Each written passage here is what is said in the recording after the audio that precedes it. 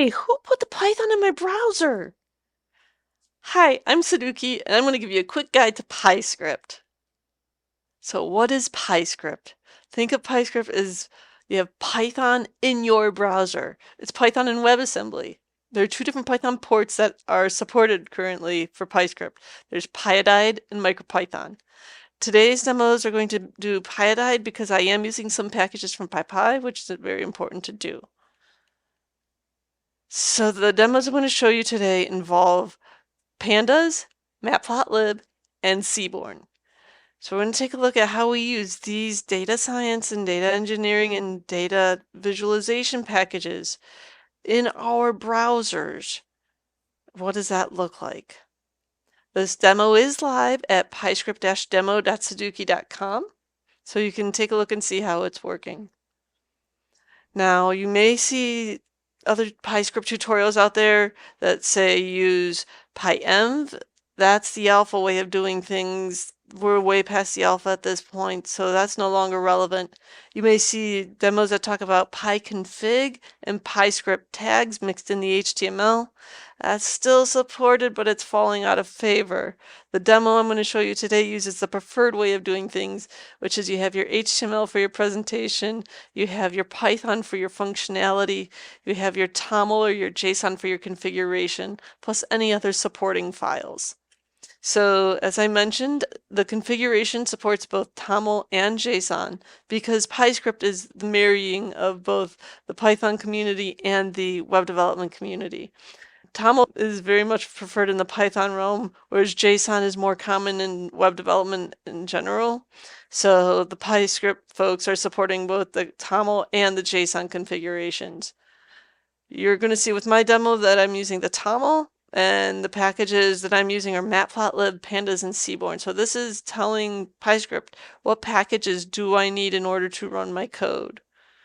You could also do this in JSON. JSON again, the curly braces, and instead of an equals, you're using a colon, but it is still a key and a value. Okay, so that's the configuration for what are you using in terms of PyScript in the config. But the next step then is in your HTML, you have to point a link over to the core.js file for PyScript.net. Some things to note. Again, this is not the alpha. This is a very specific release.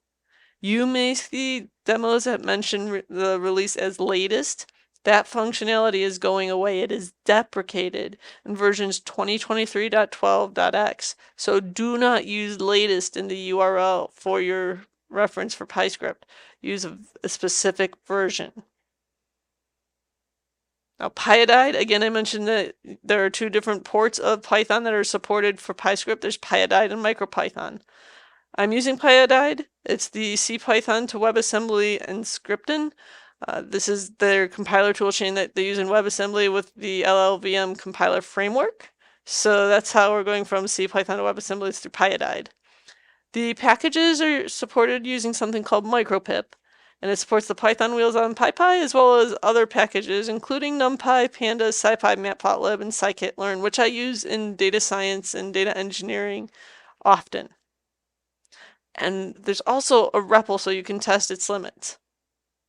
Okay, so we have the head tag that says, hey, we need to use PyScript, but then we have to talk about our configuration. So in our body tag, you're going to see I have a script. I'm going to have the type is equal to Py. Okay, browser, pay attention. This isn't JavaScript. This is Python in the browser. The source is going to point to my Python file, so my main.py. My config is also then specified. Am I going to the TOML or a JSON file? Whatever it is, this is your path to your TOML or JSON. In my demos, you're going to see pyscript.toml. Now, when it comes to actually wiring it up in HTML, I have buttons and I have an article with 3 sections. My article with 3 sections is already CSS stylized using FlexGrid, and it's going to display them in a row.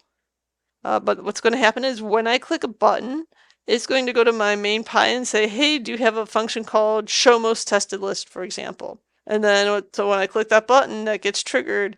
And then my show most tested list is going to display output in the section with the ID called most_tested_list.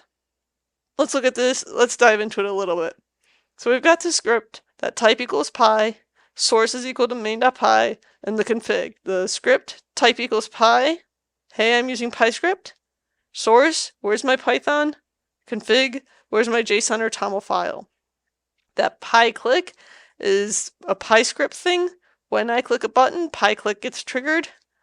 And that ID equals most tested list is just to show you, hey, this is where my output's going to appear. So we've got the code on the left, we've got the output on the right. Some things to note, so I'm using Pyodide for the open URL so I can open up my CSV over the web. And then I am using PyScripts, got document and display. Document I'm using to get the element, so it's document.querySelector and then my CSS selector. And then I'm using display, but not in this particular demo part. In the other two I use it. For this demo, I'm doing the output.innerHTML, and I'm setting it to the HTML that is generated by Pandas. So if you've used Pandas before, you'll know that you can do a to-HTML. Now, I want to warn you that there's a gotcha with this. I have had times where PyScript has stripped the HTML and it has not looked so pretty. In this case, when I saw it look pretty, I was like, we're going to run with it. But keep in mind, PyScript is still actively developed, so there may be changes and little quirks that happen from time to time. All right, so that was just Pandas. Now let's bring Matplotlib into this. Matplotlib, again, using Pyodide to get my CSV content, using Pandas to read it. I'm doing some shaping and some building of the graph, doing my axis labels, things like that. But then I am clearing my inner HTML, and the reason why I do this is because when I click that button, it appends to the element. That display command at the very bottom of this, you're going to display a figure that target equals is that ID. So we had an ID of most tested graph. This will go back to most tested graph. But if I were to click my button multiple times, it would just append to most tested graph. So that's why I'm resetting my inner HTML, like, whoa, clear it out. And you'll see why I do this here in a minute. So when I click my button, this is where it goes. For Seaborn, so we add a little bit further to this, I'm creating a box plot showing the stars distribution, the rating of the ramen, grouped by style. Now you can see here that I'm also doing some cleaning of the data. So I'm using Pandas. I am using the conversion to take it to a numeric value to make it easier to display. I'm using Seaborn. I'm going to set a theme to dark grid. This is important. We'll come back to it in a minute. Create the box plot, find my output and reset it, and then display my figure. So this is what displays. So our ramen rater and his various ratings for the different styles of ramen, including can and bar. You can see the Kaggle link on the site for more details as to what can and bar lead to. So this is generated again with Seaborn on my website. Now I mentioned that whole clicking a button again. So I click the button again for the Matplotlib rendering, and you'll notice that, well, my x-axis label got cut off. But you'll also notice that there's like these little grids behind it. And those grids are from the dark grid theme from Seaborn. Now, if you think these are cool, there are other things that you can do too with PyScript. And their PyScript examples website, so pyscript.net/examples, has some pretty cool things. There are two I want to show you. I want to show you the PyScript native to-do app. And the reason why I want to show you this is because this gives you the ability to do things like adding things. So do thing 1, do thing 2. Thing 3. Notice as I'm typing, it's going there. If we take a look at the DevTools, and I select behind here, you can see that I am working with, you'll see div here in my lists. But you'll also see something up here called PyList. So this is another given thing from PyScript. This references PyScript here in PyConfig. So these demos still show PyConfig, but you can do this here. Now, the other thing I want to show you that's suspicious with this is there's this box here. This is the REPL. So you can put the REPL in the browser. This is PyREPL. And I could show you my favorite, which is import this. And Control Enter, or Shift Enter. There we go. The Zen of Python. And so you can see that that happens here. Now, that way you can understand what's going on. If we go back into F12 And we take a look at what this is like here. You can see that there's some outputs. There's my REPL box, and then there's my REPL. That PyREPL, PyList, these are some of the things you can do with PyScript. One last quick demo is this WebGL. So WebGL, their demo shows how you can interact between JavaScript and Python, which is another feature of PyScript.